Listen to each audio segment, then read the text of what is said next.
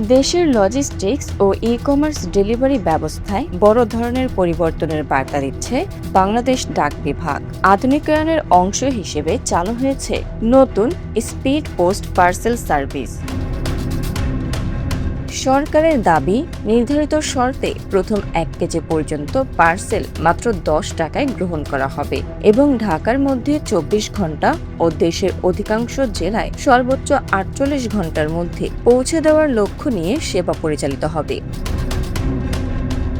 বর্তমানে একটি পার্সেল পাঠাতে বেসরকারি কুরিয়ার প্রতিষ্ঠানে সাধারণত ৬০ থেকে ১৫০ টাকা পর্যন্ত খরচ হয়। ফলে ডাক বিভাগের নতুন মূল্য কাঠামো ই-কমার্স বাজারে নতুন প্রতিযোগিতার ইঙ্গিত দিচ্ছে। তবে খাত সংশ্লিষ্টরা বলছেন, শুধু কম ভাড়া নয়, সময়মতো ডেলিভারি, নির্ভরযোগ্য tracking, cash on delivery, merchant dashboard এবং দ্রুত গ্রাহক সেবার মতো সুবিধা নিশ্চিত করাই হবে সবচেয়ে বড় চ্যালেঞ্জ। এই লক্ষ্যেই দেশ জুড়ে ১১টি ফ্র্যাঞ্চাইজি মডেল পোস্ট অফিস এবং ১৪টি আধুনিক ফুলফিলমেন্ট সেন্টার স্থাপনের উদ্যোগ নেওয়া হয়েছে। এসব কেন্দ্রে ওয়্যারহাউজিং, ইনভেন্টরি ম্যানেজমেন্ট, প্যাকেজিং এবং লাস্ট মাইল ডেলিভারির মতো সেবা এক ছাদের নিচে দেওয়ার পরিকল্পনা রয়েছে।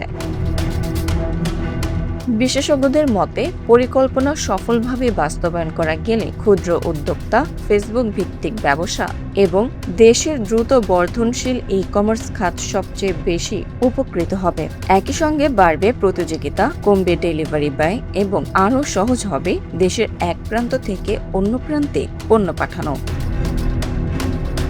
Bangla fairs news desk.